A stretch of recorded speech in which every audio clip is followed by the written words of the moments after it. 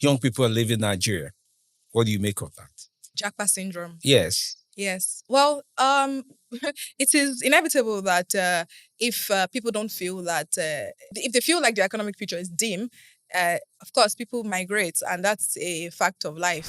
I was talking about this in Kwara last week. Not everybody has the chance to jackpot. And not everybody wants to jackpot, right? So what do we do?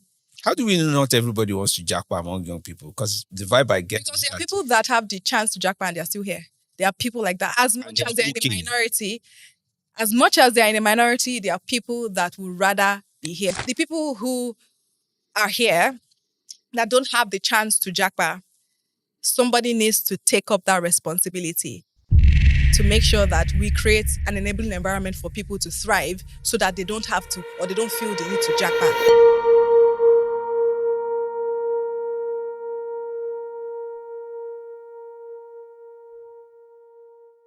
Hello, everyone. This is Volume with Femdi Live. My guest today has worked really in all classes of life, if you would say, starting off as a lawyer and then organizing young people in the best way she can. Well, she's successful at that from 800,000 people involved in the organization. And now they've hit a new mark of 1 million people, young people, I have to be precise. What 1 million people can do in forthcoming elections and political participation is some conversation worthy of talking about. Considering the fact that in Nigeria, we have 60% of the population made up of young people, I can only start to imagine what 5 million people will do in 2027 if they get involved. Well, the founder of Youth Be Involved is here with me today. Her name is Damilola Adeefulire, and she is also a UN Youth Ambassador. Thank you for joining in. Welcome to Volume. Hi, thank you very much for having me. I'm glad to be here. Okay, I just read out some very heavyweight numbers. 800,000, now 1 million people at 2024, young people being involved in your organization. How do you organize 1 million people, if I would start from there? Okay. So I have to begin by saying that I run a youth organization. We focus on civic education for young people. So to your question, how do we get these people to come and get involved? So we have different strategies that we employ, physical and digital strategies. In terms of digital strategies that we employ, we do a lot of campaigning on social media through fun engaging videos for young people. And that's something that makes our organization unique. We create our content tailored specifically for young people. If you see other youth organizations in Nigeria, it seems a bit serious, a bit, difficult to understand because it's politics, which is understandable for young people.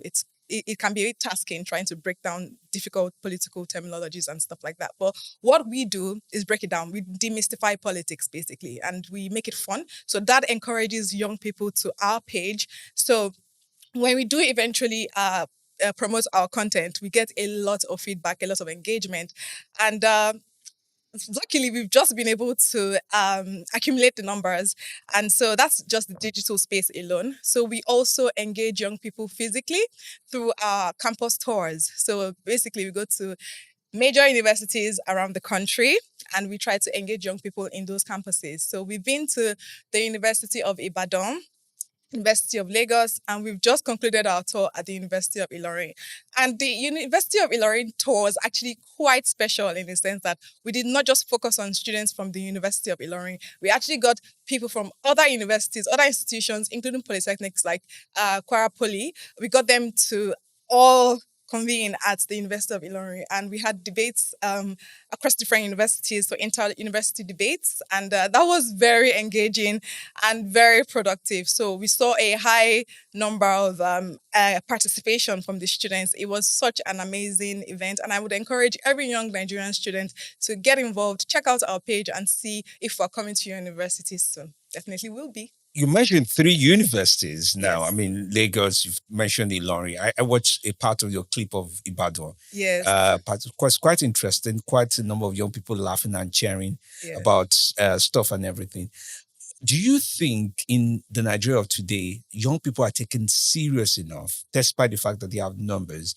Because there's always been that perspective that people, I mean, you have the legendary voters, people who have been voting 24 years and all of that. And they're wondering, What can you do that we haven't done? Do you think young people are being taken serious? Oh, young people have to be taken serious. Like you said, young people make up over 60% of the voting population. So you have no choice but to take them serious. And what I think triggers the need to take young people serious is when we show up as a united front. And that's what I'm trying to achieve. I'm trying to get all young people that are interested and want to participate under one umbrella. And then when we get unified, that makes us stronger as a collective. And so that, I think, cannot be silenced. It cannot be underestimated, and it definitely cannot be ignored. So it's inevitable that we have a seat at the table. Young people have the numbers, and politics is a game of numbers. You need young people. It's just inevitable. I agree with you. You definitely need young people, but there's this theory put up, and this is part of young people participation. I think the name of the man is Cote de Brock. He talked about the triangle of participation, and he talks about the only way you really, in his own approach, is that young people like to come together when there's something to challenge in the society, something to challenge, to say we agree, we don't agree with, or we see it differently. What is the Nigerian young person of today challenging with their political participation and scope of how things are? Just the structure of leadership we have today. You know, we as young people, of course, you can say that we have some representation. I know that there are some young people in positions of authority today, but to me, it looks like tokenism. Tokenism is where you put people in places of authority to create a facade of representation, but they don't really get their voices heard. And so we are not focusing on tokenism. We actually want young people to have a real seat at the table. And so if you look at the way Nigeria is today, especially with current economic challenges that young people face, um, you know, I wouldn't say all young people are on one side of the argument. You know, some people are pro the government and against. But you can tell that a lot of young people feel left out just by the sheer number of young people you see on social media complaining about how they feel about the government. And so I think the reason why young people feel so disenfranchised and disgruntled is because they genuinely don't feel like they have a seat at the table. And you can bring all the young people to create that facade, but if the impact is not there, it's just not there. Actions speak louder than words. And so if you have people that are there and say, okay, I'm in this position of authority, but then the actions are not are telling you otherwise, there's that feeling of representation is just not going to be there. And so for young people, I think that you can see the lack of satisfaction just by going on Twitter. Go on Twitter and see how young people react to even initiatives by the government that seem to be positive. They just find a way to bring out a negative aspect of it, and it's just lack of satisfaction. Lack of satisfaction, or just the venom, again, some measure of venom or some poisonous way of thinking or communicating displeasure. Why do you use the word venom? Because chatting with a lot of young people, they often point you the way of Twitter, or X as we call it sometimes, and say, this is where you know how people are unhappy or dissatisfied with the government. Every other attempt, such as organizing protests and the likes of that, has been clamped down by the government. But then it brings forward the question about who is at the table. When you do say they are not at the table, but some people, young people, are at the table. One would wonder, those young people at the table, why are they not, adding more chairs to the table, or changing the table, or breaking the table, if I would say. Okay, so in many circumstances in life, I would say the people who have the loudest voices are those who actually are not as uh, Powerful. um no, when it comes to tokenism, you could say that, but then I think that it's the wanting to belong to the system. So you're never going to change a system by like the pardon my language, Oh, kissing up please. to it. And Mhm. so when you have a system in place where young people are trying to adapt to what they are used to, what they are seeing, there's no change that is going to be. So you have to be someone outside of the system to effect some change, some level of change. And so for me, I'm not saying that if you're in a position of authority, you can't. But your voice, it tends to get silenced when you're inside the system.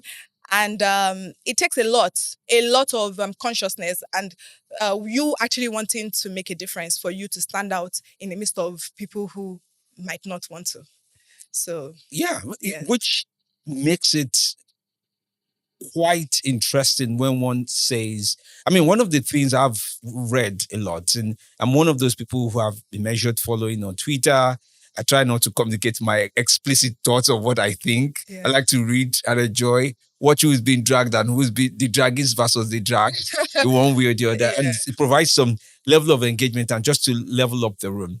But when I think about the numbers, and for example, your organization, your aim is for 5 million people 2027, just organizing them, getting them to know what is going on. We have about 19 political parties in Nigeria. And one would wonder, why are young people not organizing their own party? There are a few parties, however, registered with an inclination towards young people. But then the answer to that, if I don't know what sound will best fit out. Do you think that should be done? Young people organizing their own political party in Nigeria? Okay, now this question of organizing a political party, I would just start off by saying that it's very difficult to set up a political party. Why? Because of the requirements. Nigeria has, including over 36 states, and so you trying to organize a nationwide political party is a very daunting task. And even parties that have been established for a long time, they still struggle to maintain structure. During the 2023 elections, a lot of people spoke about structure. So parties that have been in place for a long time, they still struggle to create or even have that structure. So that's why people will say, okay, we have a or some people might say one party system, but we do still have a two-party system, depending on how effective PDP wants to be as an opposition. Why not three? Maybe even with Labour. Yeah, we could, but then that's the point. It's difficult for you to break into that mainstream space. And it's not just Nigeria, it's every country. You have this, even in America, the major parties are just two, liberals and the Democrats and the Republicans. And in the UK, you've got the Labour Party and the Conservatives. So parties like the Reform Party in the UK are still trying to, despite the popularity, because these traditional parties like that we've got here, PDP and APC, they have a structure and that you should not underestimate. They have agents at every polling unit. Made up of young people. Well, not always young people, but yeah, you could say some. I mean, we do make up a large percentage of the society, so it's inevitable that they will have young people. But the point remains that they have structures at the grassroots level. And so if you as a political party, you're trying to make a difference in this country, you definitely need to have people at the grassroots supporting you. There's no way to avoid it. And not just people supporting you, you also have to have agents at polling units. You need to make sure that at every ward you have somebody there representing your interests. And you talked about how difficult it is to register a political party. And I think one of the key things around that is the fact that you need to have a party office in every state of the federation. Yes. I think that's one of the main requirements. And there are a lot of other bylaws, or should I say requirements, that it involves to register a political party, which then makes me wonder, do you think the same set of electoral laws that we have should be challenged, should be looked into to be modified? Because we've seen success at the level when we had Not Too Young to Run, start off in 2015. Thank God I was younger then. Pretty much we pushed and we went to the streets and we did everything we could. That bill eventually made it into law. And I'm thinking, can that also be done when you can amass such a large number of young people saying, can't we make exemptions for young people trying to register a political party? Can we modify laws, or should I say, make new laws to accommodate such requirements? Yes. I mean, I think that we do need to make certain changes to the electoral system as a whole. Share with me, Uh, like which part? well, some people have argued that the independence of the Electoral Commission, is it really independent? Hmm. So those questions have been raised. Uh, I'm not going to dive into that. I'm just going to focus on your question as to uh, creating a space for young people within the electoral system. That's possible. It just depends on the willingness of the legislature to get it done, because at the end of the day, that can be made into a law. But if the not too young to run bill was also enacted by the House of Assembly, so it's not impossible to do that for young people as well, specifically when you're talking about the electoral system. Hmm. So yes, I it's something that we as an organization would definitely encourage. Um, yeah, when it comes to electing people, you cannot you bypass INEC anyways. So INEC is also one of those institutions that we hopefully want to partner with, um, to create that access for young people into Fantastic. governance. Yes. I'm thinking about politics, and I think about energy and experience. The very experienced ones likely are not young in politics. In the political arena, you have a lot of the politicians say, "Do you know how long I've been waiting in time for it to be my turn?"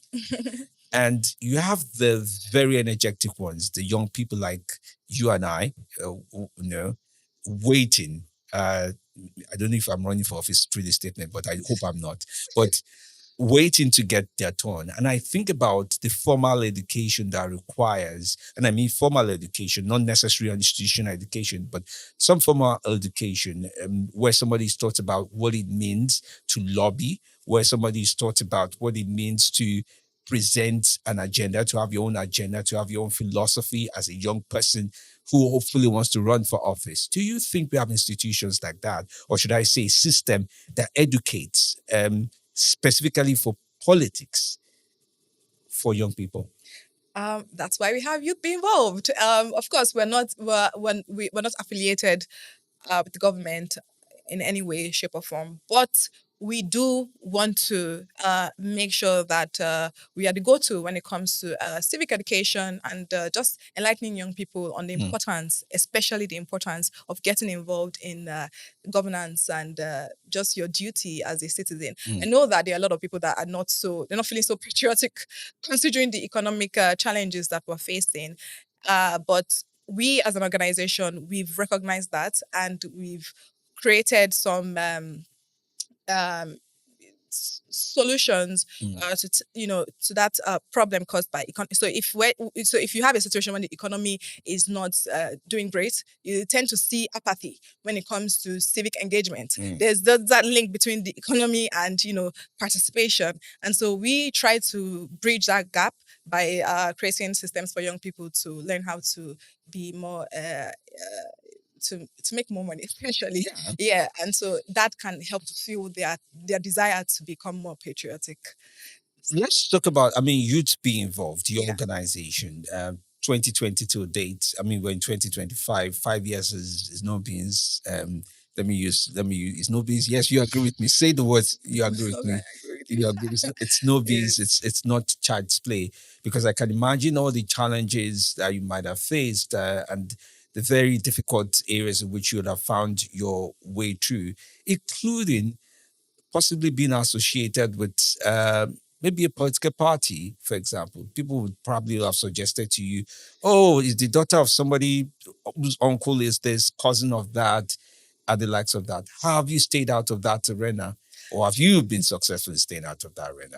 Good question. Yes, it does come up occasionally where people accuse us of being funded by um, different political organizations. And I say to them, look, the proof of the pudding is in its eating. We don't advocate for any political figure. We are a non-partisan organization. Check our page on social media. We don't advocate for any political party. And so why would anybody fund us if we're not doing that for them? So it's just that simple. It's an open book. Check it out and make Even your when own. people say you're obedient, No, we're not. We're not from any camp. We don't align with any political organization or movement. How have you stayed out of not aligning? Well, we have done it because I'm the sole um, uh, director of the organization. I work with a team of young people. Um, we make our decisions ourselves. Nobody influences us. Nobody sponsors us. Nobody funds us. So that has helped us to remain independent. And so we are hoping that we can sustain this. Let's see what the future holds for us. We're hoping that more young Nigerians can key into this initiative and recognize that we are actually as independent as it comes. So, but at the end of the day, there's only so much I can say, really.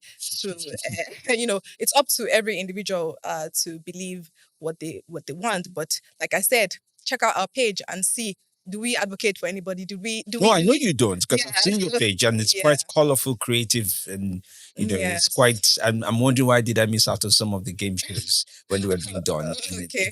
there's we have to give credit to your page as we have it there. It's quite interesting to see that, and there's always the part about when they don't say you're not involved in the political party. There's the parts where they say, well, maybe you do have international organizations. I mean, which is very possible, international organizations like the UN and several of those organizations saying you guys can organize better, we will resource the organization, not necessarily to put pressure on the government, but resource the learning process and learning curves. How have you been able to manage that, especially because there'll be young people can be loud, especially with their opinions on how things should go or not go? Yes. Well, in terms of international organizations, we still don't have any directing how we uh, organize or how we run the organization. You mentioned the UN. UN. I was made an ambassador for the UN, a youth ambassador in 2017, but that was long before I started Youth Be Involved. And in fact, the work I did for the UN was what inspired me to create Youth Be Involved. And so there's no affiliation with my role as a youth ambassador for the UN and they've not sponsored anything, any of the initiatives that we've created or any of the campus tours or anything we've done. So, like I said, the proof of a pudding is in its tasting. So you can check it out and then let me know if you see anything affiliated to the UN on our page. It's an independent organization and it's going to remain that way for a very long time. I think about 800,000 ways in which people possibly come to you with difficult questions. As the director of the organization, likely you're the most experienced person on your team. Likely, of course, you may have mentors and other advisors, may not necessarily be day to day operations. But I think about unemployment as we have it. I think about people seeking jobs, people who are trying to understand what it means to make ends meet, right? And they connect it to their states to the politics, the where they find themselves to the politics of their day-to-day life, and they come to you to say, "How long are we going to continue this for? Um, how long do you think will continue to be formulated or be informed to get at our prime?" Right, saying we have the numbers, we can do this, we can explain this. What's been your mobilization front? What are you mobilizing for? If I would say, Okay, so when it comes to mobilizing young people, I'm not the first, right? And a lot of people have attempted this, but I feel that it's partly why people are apathetic because they've done this like many times, and for me, I think that apathy grows from just being tired of being confused. mm, Uh, so what I want to do differently is to actually educate young people. I'm not telling you what direction to go. I'm just telling you what you need to get to your destination. So we're equipping young people with the skills that they need, the right education they need to make their own informed decisions. So the key word here is informed. mm. I'm not telling you to vote for any movement or go towards any direction. No, that is your own decision to make as a sovereign individual. So I, as a youth ambassador, what I want to do is just instill that knowledge and make sure that whatever direction you're headed, you are doing so from an informed uh, perspective. And so that's what I'm really gunning for here. So I think um, that's my gift to young Nigerians. And so I think that's what makes my course different from those that have been before me. Okay, let me take you a little bit outside of this set of conversation to something possibly you care about. I mean, weeks ago now, we've heard about jam results, how that didn't go right, um, leading to the suicide of a young, I think it was a young lady, right? Yes, in the And Cotton, yes, in or the Korodu, Kotu, Korodu in Ikorodu Lagos, area, yes. and Lagos. Yes. We've had offline conversations about Lagos, so I can say Lagos is Lagos. For those who know, they know what I mean. Lagos is Lagos in terms of what it comes with and the pressure that it comes with. And I think about young people and their education and the likes of that, some of the pressures. What do you think are some of the open challenges? It's easy to assume that one knows some of them, but what do you think are some of those challenges that you've seen day to day, from incidents like jam, not going as planned, to, things like scores for mark, or should I say, sex for marks and the likes of that. Those are very biting pressure things that are there and there day by day. Well, for young people, there are a lot of things that create challenges in their lives. Education is one of them, like you've just mentioned. I think the primary uh, reason for concern for young people is actually more of economic issues and Let's use the urban language. Money matters. money matters. Yes. And I think that young people have a spirit in them that if channeled effectively, um, we can actually create sustainable solutions to these problems that we face. Mm. So let me be objective and say that Please do. although there's been a lot of controversy around jam, and I think we should also be objective with just how we assess things that happen. Because when you have a negative mindset, a negative mindset basically, it tends to cloud your judgment and your perception of how things are going in the country. That's why you find, like we just spoke about Twitter, a lot of people are very upset. People are retweeting rage on Twitter, Hmm. always upset. And it's because they already have a clouded mentality that the government is not working for them, the government is not for them. And so we're trying to reverse that mindset. And so we'll talk about the bad things and the challenges that young people are facing, yes. But we also try to highlight the positives because we're trying to create that sense of having a light at the end of the tunnel for young people. So we cannot do that by only talking about the doom and the gloom. So we need to also balance it by talking about positive things that young people can um, look forward to. So I'm going to say something that might trigger a lot of people right now, but I would say that we talk about the jam failures, right? Okay, that's a negative one. But then some of my members have spoken that they've gotten the student loan benefits from that has been brought in by So the that is government. real. And so it is a real thing, yes, because I asked my members because I just wanted to find out if it's actually real, and it is. We had an Abuja meet and greet, and a lot of my members did say that they had relatives that got.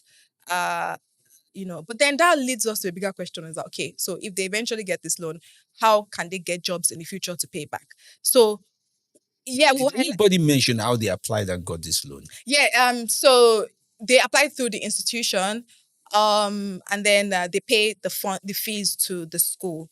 But the thing about Nigeria, I would say, is that as much as there's a problem with the higher ups, the government, I think even down to the common individual, that problem trickles down because you also got a situation where apparently some institutions put pressure on the students to pay, even though they're expecting some funds from the government, student loan funds. And so you get a case of double payment where the government has paid and then the student is also paying. And then trying to get a refund from the school becomes a headache because So can you see how the system can be manipulated? And so I think that as much as we talk about wanting the system to change from the top down, which is very important, I think we should also look at ourselves as citizens and ask ourselves how we can individually make the country a better place. Because the truth is, the people who are in power are actually just a representation of the common Nigerian. That is the truth of it. So you can't give what you don't have. The reason why we have those people in positions of authority is because they represent the average Nigerian. And Or they people, bought their way into those positions, some would say. yes, but the truth is that you and I know that the average Nigerian knows that if there's a chance you get away with something without any consequences, they will take that option. And so I'm not saying that this applies to every single individual, but we know people like this. And so we need to try and eradicate that mindset because accountability is accountability, whether it's small or so. If you're not going to hold yourself accountable for something and you are talking about how the government is not being held accountable, you're just the same. The only difference is that one has power, you don't. That's just the difference. And so that's why I talk about not just advocating for change at the higher level, but also down at the local level as well. Young people are living in Nigeria. What do you make of that? Jackpot syndrome. Yes. Yes. Well, it is inevitable that if people don't feel that the economic future, if they feel like the economic future is dim, of course, people migrate, and that's a fact of life. I feel that young people, not all young people have the opportunity to migrate. I was talking about this in Kwara last week. Not everybody has the chance to jackpot. Not everybody wants to jackpot, right? So what do we do? How do we know not everybody wants to jackpot among young people? Because the vibe I get Because is there are that people that have the chance to jackpot and they're still here. There are people like that. As much they're as they're in the okay. minority, as much as they're in a minority, there are people that would rather be here. Even people that jackpot, they still come home because they home is where the heart is, and that's the truth. I'm not too sure the emotional part of It's Nigeria. not being emotional. It's the fact of it. People do come home every Christmas. Yeah. Because they want to. Because That means they have a means to come home. yes, they do, but it's because they want to come home. Mm. They're not being forced to come. And so, as much as people want to jackpot, you need to figure out the root. Why are they leaving? And so, the people who are here that don't have the chance to jackpot, somebody needs to take up that responsibility to make sure that we create an enabling environment for people to thrive so that they don't have to or they don't feel they need to jackpot. This country is not going to disappear. It's not going anywhere. It's still going to be here. So we need to make sure that we create an enabling environment for the people that are going to come after us. It's our responsibility. I take it as a responsibility. And so everybody has the choice to you. If you have the means to, you can. A lot of people have done it. But some people feel the some of us feel the responsibility to make sure that this place is an enabling environment for the people that are coming after us. My last question on this, and as we round up, I'm just thinking about family debt that people are going through. Young people are leaving, but they're not just leaving because they have the means. They are leaving having borrowed money. There's this borrowing system that is developing among young people. You see somebody who's able to put together 30 million, to go travel for their masters and get all of that going on. And they tell you, I will slave to pay back the money. And it looks like that system is getting reliable and, being contacted over and over again by young people to say, it's my turn now. Last year it was your brother's turn, it's my turn now. Let's gather the money. What do you think about those who are borrowing, who don't have the means, or who are making the means to borrow and travel? It still boils down to the same reason. It's just that some people are more desperate to leave than others. And so it doesn't change the fundamental cause of why people are leaving. They just believe that their economic future is brighter somewhere else. And we need to eliminate that cause. So the difference between those people who borrow money to jackpot and those who don't, it's just that some are, like I said, some are more desperate than others. But like I said, people go through different experiences, which makes them more desperate than other people. So I'm not, this is not going to be a situation where anybody's judging anybody for why they're leaving or whether they're leaving.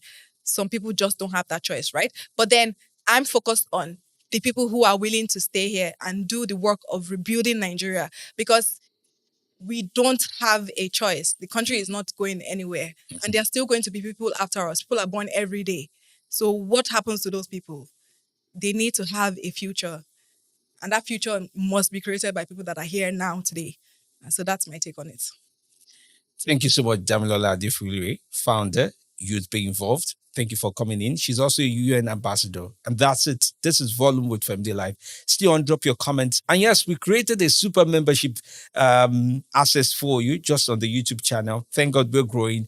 And so with that comes quite a number of features. So go on, be a member and get involved. I will use our organization, be involved as a young person, be involved in our own channel as well. Thank you for all you do. God bless you. Enjoy your day.